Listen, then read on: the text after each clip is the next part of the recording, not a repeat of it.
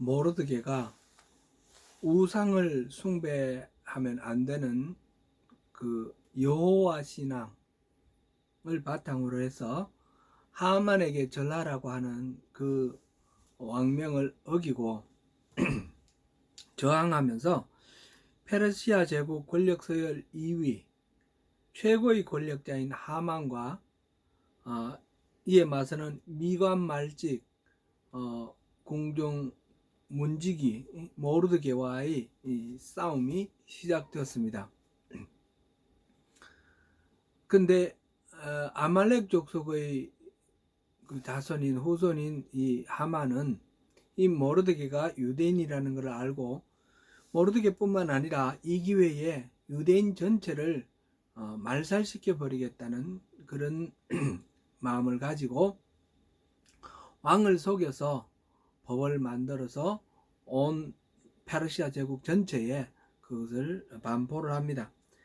그래서 유대인 전체가 멸망당할 절박한 그런 위기에 놓이게 되었습니다. 모르드게는 왕후 에스더에게 도움을 청합니다. 에스더는 왕이 부르지 않은 상태에서 왕 앞에 나갈 경우에 왕이 귤을 내밀어서 그것을 잡게 되는 은혜를 주지 않으면 죽임을 당할 수도 있으며 자신은 왕 앞에 나가지 못한 지 30일이나 되었다라는 사정을 이야기를 합니다. 모르드게는 에스더에게 네가 왕후가 된 것은 바로 이때를 위함이 아닌가 하는 그런 말로 독려를 하고 에스더는 마침내 죽으면 죽으리라 하는 그런 단호한 결단을 하고 하만과의 싸움을 위해 기도를 하며 준비하였습니다. 오늘은 에스더의 본격적인 반격이 어떻게 시작되는지 함께 살펴보시겠습니다. 금식한 지 사흘째 되는 날 왕후의 예복을 입고 왕 앞으로 에스더가 나아갔습니다. 아마 옷만 갈아입은 것은 아니겠죠. 몰약과 향품으로 몸을 정결케 하였고 또한 온갖 귀금속으로 몸을 장식했을 것입니다. 그녀는 왕의 부름을 받지 않은 상태에서 대궐 왕궁 안뜰까지 들어갔는데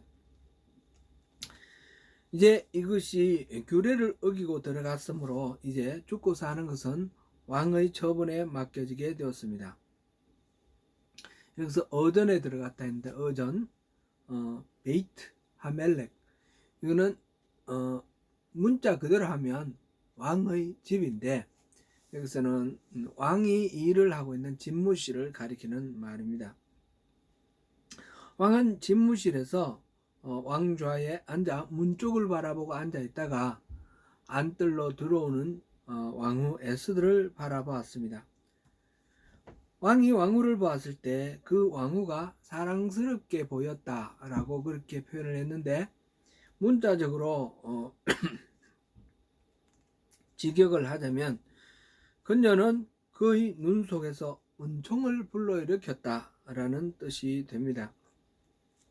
왕후를 본 왕은 그에게 손에 잡았던 금호를 내밀어서 에스더가 가까이 가서 그것을 잡게 하였습니다.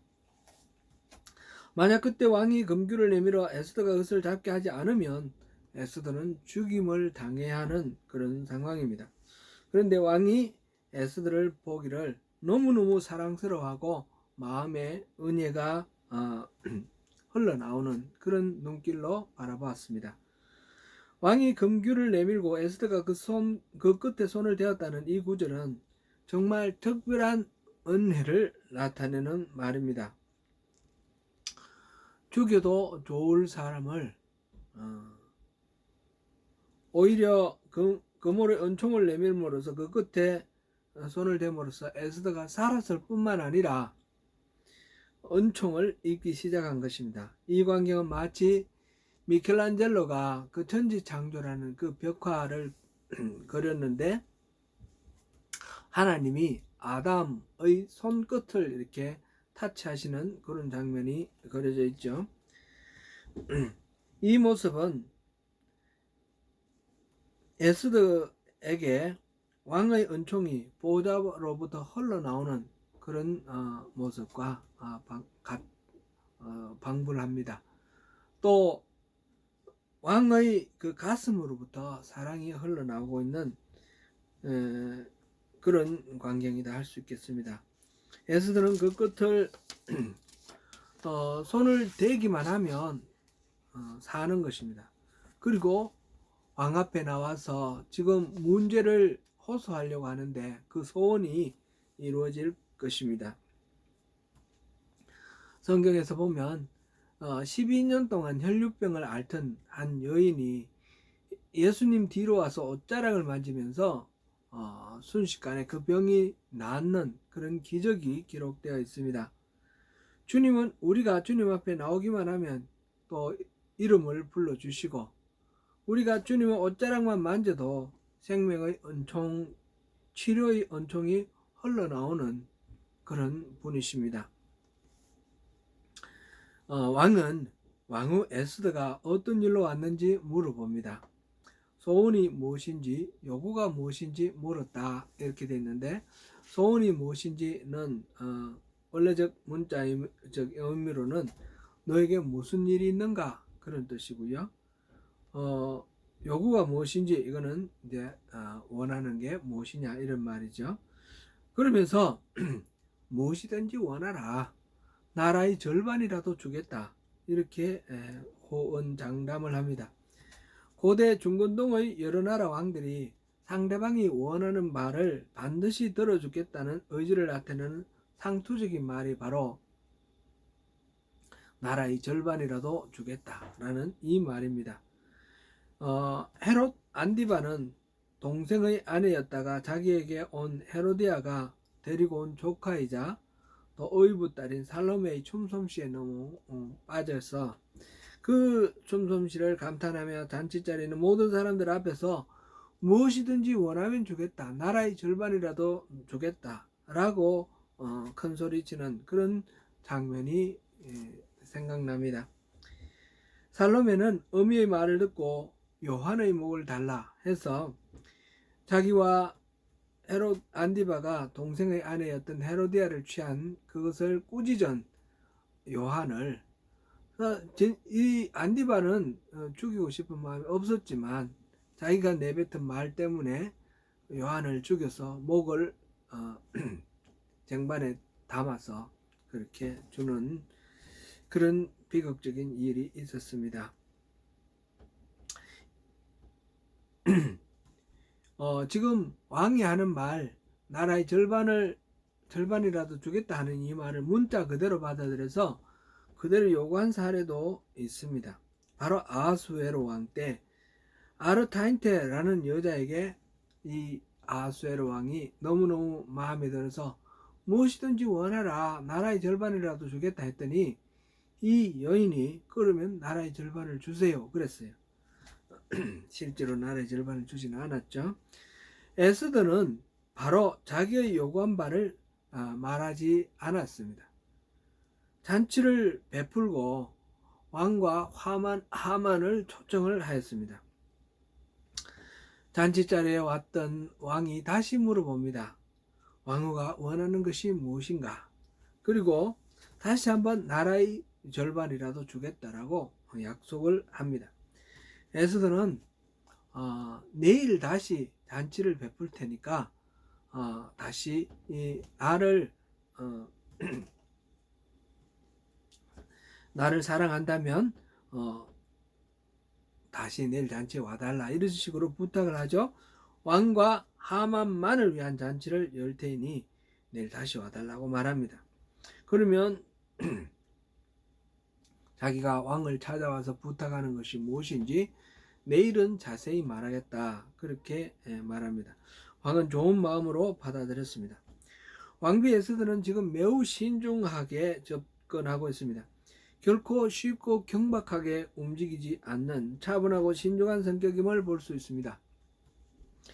저는 이 부분을 읽을 때 좀 의아했습니다. 잔치에 불러서 모처럼 왕이 왔을 때 왜 바로 말하지 않고 다음날 또 잔치를 베풀고 또 하만과 함께 오라고 왕에게 요청을 하였을까 하는 것입니다.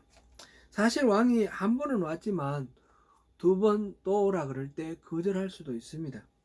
그러면 모처럼 얻은 그 말할 기회를 놓쳐버리는 수도 있는 것이죠. 왕은 또 변덕이 심한 사람입니다.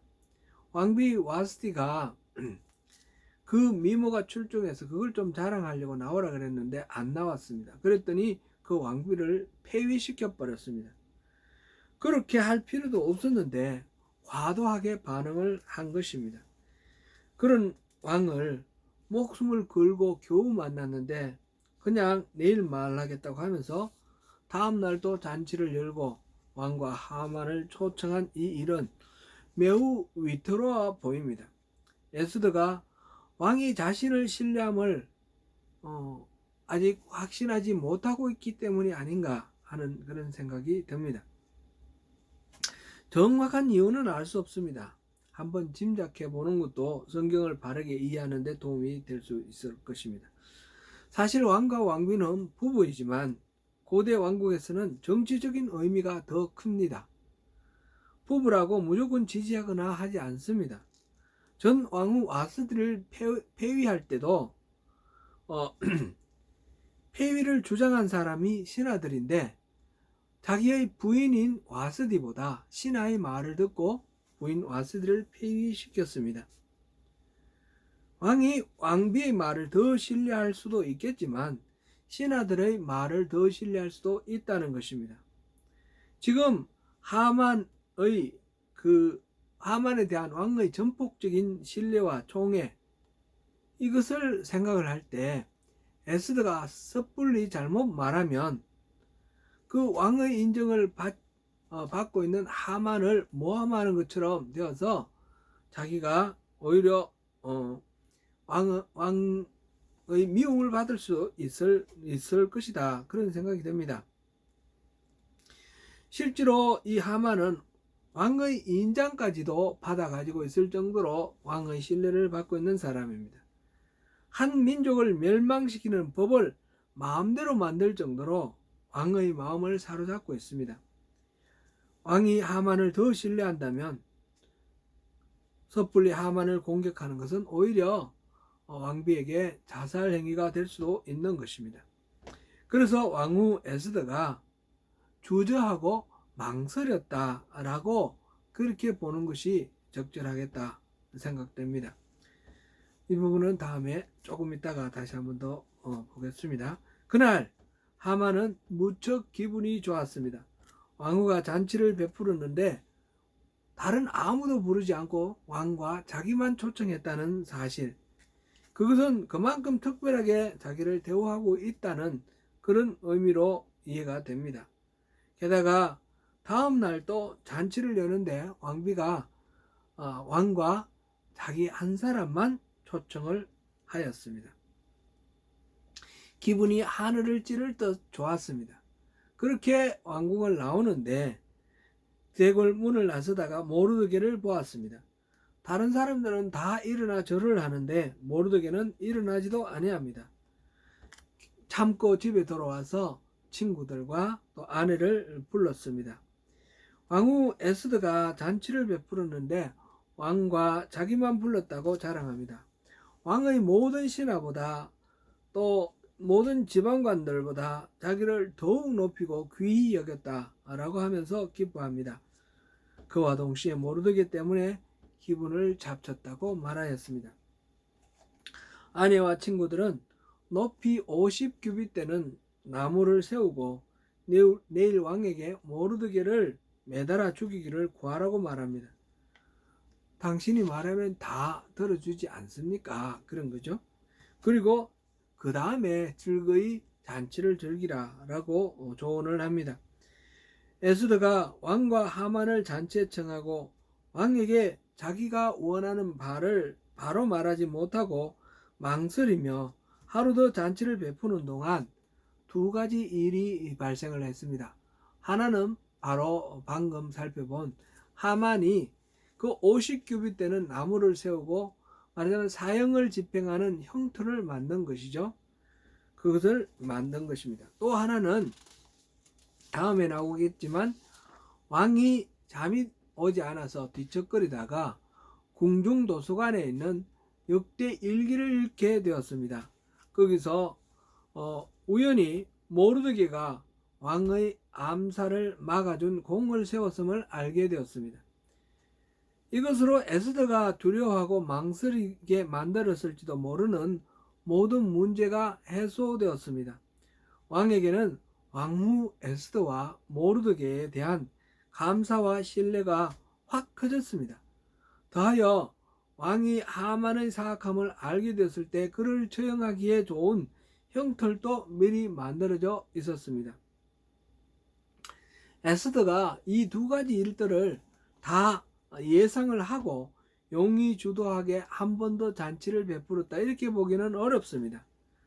그 일은 아무도 예상할 수 없는 가운데 발생한 일입니다. 그보다는 에스더가 불안하고 불확실하여 망설이고 주저하여서 그날 말 못하고 다음날 다시 잔치를 베풀고 초청했던 것으로 보는 것이 더 맞겠습니다.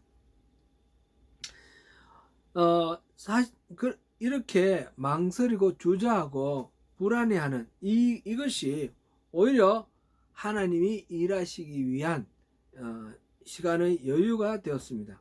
하나님은 그렇게도 일하십니다. 때로는 우리에게 보이는 것이 없기 때문에 우리가 주저하고 망설이고 비겁하고 옹졸하게 형편없는 태도를 취하는 경우도 있습니다. 확신이 서지 않아 때를 미루며 불안해하고 초조한 가운데 있을 수도 있습니다. 그러나 오늘 성경을 통해 확인할 수 있는 것은 그런 때조차 하나님은 일하고 계신다는 것입니다. 그 하나님의 신실하심을 믿고 신뢰하는 것이 바로 믿음의 능력입니다. 성경은 말합니다. 새벽에 하나님이 도우시리라. 시편 46편 5절 말씀입니다. 무슨 말씀입니까? 인간이 밤에 쉬고 일찍 일어나 무엇인가 시작하려는 시간이 새벽인 것입니다. 그런데 일어나 보니 상황은 이미 끝나 있습니다. 하나님께서 밤새 다 이루어 놓으셨다는 것이죠. 우리 삶의 배후에서 하나님의 선한 손은 이 밤도 쉬지 않고 역사하십니다. 하나님은 악인이 자기가 베푼 꾀에 넘어가게도 하십니다. 자기가 판 웅덩이에 빠지게 하시기도 합니다. 재앙이 그 머리에, 포악이 그 정수리에 돌아가게 하십니다. 하나님을 사랑하는 자, 곧 그 뜻대로 부르심을 입은 자들에게는 모든 것이 합력하여 선을 이룹니다. 하나님은 분투하시며 쉬지 않으시고 그 모든 일들 배후에서 일하고 계십니다. 오늘도 주님의 신실하심을 신뢰하시는 가운데 비록 우리의 믿음이 불완전하여 때로는 주저하고 때로는 망설이고 때로는 비겁하게 행동하고 옹졸하게 행동할지라도 그 가운데 계속해서 일하시는 하나님을 믿으시고 다시 일어나 승리하시는 저와 여러분이 되시기를 축원합니다. 감사합니다.